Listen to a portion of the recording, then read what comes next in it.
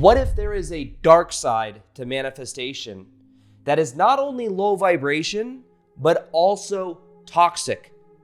Even think about the word manifest. Very similar to the word manipulate, both using mani, which has a meaning in hands, meaning a lot of times when people are trying to manifest, the focus is on manipulating the universe to give them what they need. Think about it. Someone's like, I'm going to manifest a specific person into my life. I'm going to manipulate someone else to like me. I want to manifest getting this thing and all of this money. There is a connotation of getting, receiving that comes from an energy, many times of entitlement. Now, what I want to do in this video is show you something more powerful than manifestation that I believe is rooted in a higher vibrational understanding of how the universe works, but it also takes a lot of the ego out of it. Because ultimately, the ego wants to control. The ego wants to feel powerful. So when you say, I want to attract love, I want all of this abundance, there is a desire that the ego may have to get its needs met, when there is actually a whole divine reality where if you were to allow things to happen and not try to control, you'd allow more love, more joy, more abundance in your life, but it would be coming from a different place, from literally a higher level of consciousness. So when I learned this, by the way, I stopped making a lot of YouTube videos on manifestation. Like, you probably haven't seen me in a long time make videos of how to manifest. Because for me, it's more about who are you becoming, and is who are you becoming adding value out into the world. You want to make it natural for your identity. You want to become the kind of person that naturally is in a loving relationship, but not attached to who that is and how those needs are met. You want to be the person that naturally is in abundance, doing what you love, and naturally as a reflection gets to live the lifestyle that you love. And that's why I always have focused over the last couple of years mainly on just that kind of teaching. Because when you think of vibration, a lot of people may want to, on the scale of consciousness, escape out of the lower vibrational survival emotions, and they want to go into high vibrational emotion, but the way that they think about going about it is a lot of times kind of entitled. It was for me back in 2017. It was literally like I was trying to manifest my dream life being on a YouTube by thinking about it, by imagining it, by visualizing it. That's literally the extent to which it was. I would like sit on a couch. I would visualize it. I wasn't necessarily making videos, but someone was going to put me on. I was going to manifest it. And I was going to meet Tony Robbins or some other influential person while I was selling women's shoes, working at Nordstrom or Barney's New York and women's shoes. And that literally was this entitled idea that I had. Until I realized that no one was going to put me on. I had to become it. And most people that want to win the lottery, I want to manifest winning the lottery. It's a similar type energy. I want to manifest it. I'm just going to manifest it. I want to manifest a specific person. This person's going to love me. Think about the energy of that. Is that not manipulative or toxic? I'm going to get what I want from the universe. This person's going to come around. I'm going to watch a video on how to attract a specific person into my life. This person's not coming around right now, but they will come around soon because I'm going to manifest it. I'm going to manifest. There is this manipulative energy, and it's controlling. Like imagine just the energy dynamic here of, imagine being a parent. Imagine being a kid, and your parents like, you better not do this, you better not do that, and you better not do this, and do this for me. What do you want to do as a natural byproduct of what they said? Out of fear, you might do it, but you also might be like, they're being controlling, and I don't want to do it. I know when someone wants me to do something, I can feel that pressure and energy, and a lot of times I just won't do it or I don't want to do it. But if they just relaxed a little bit, they didn't want it so bad, they weren't trying to manipulate me. I think because I felt manipulated as a kid, there's a part of me that like repels against that kind of weird, needy energy. But I would maybe naturally do it if that weird energy wasn't there. And you've probably experienced that before too, where someone really, really wanted something from you and you just didn't want to give it to them. There's like resistance to it. Well, in the same way, imagine with the universe. It's like, I'm going to manifest it. I'm going to manifest that person coming back into my life. I'm going to manifest the X back.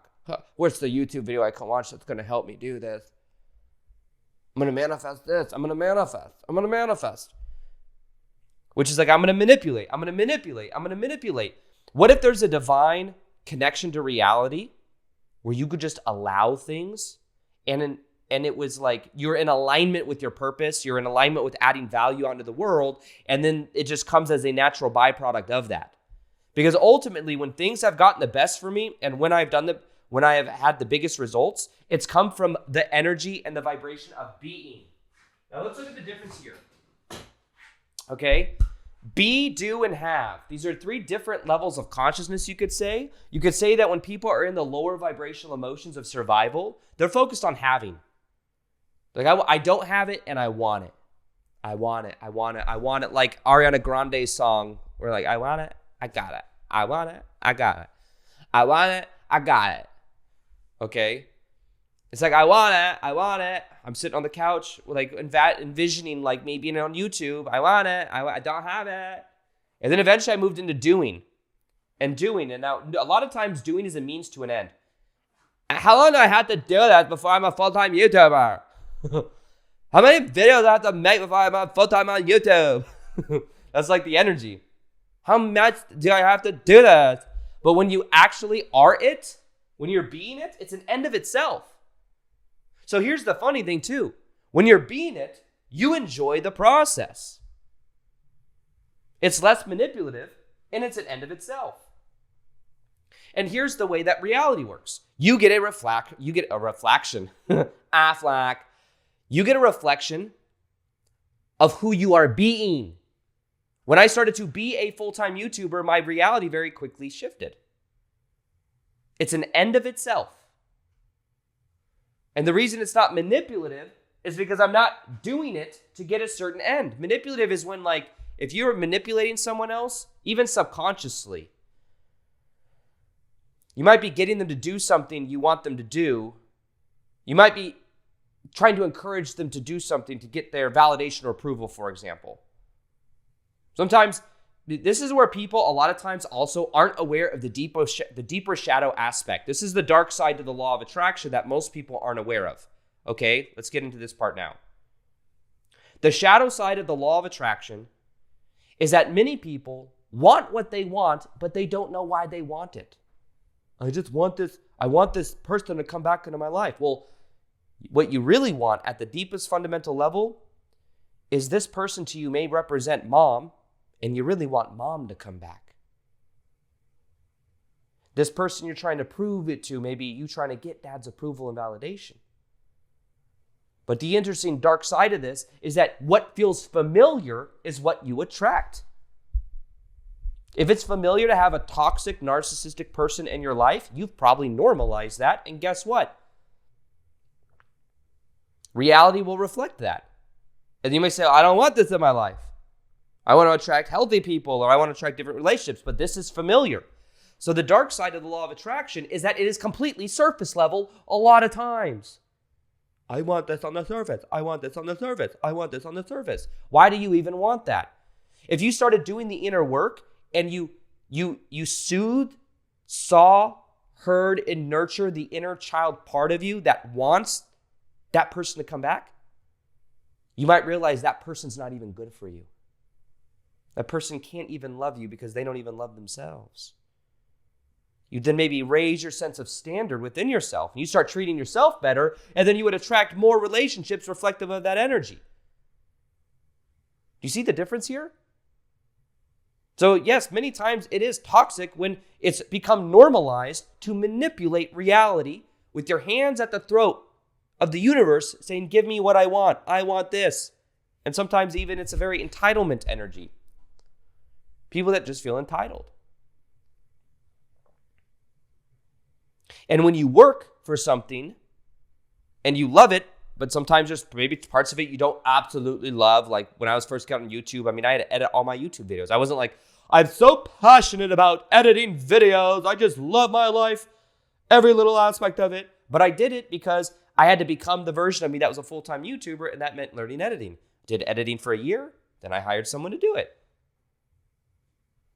But do you see the difference? You become the person.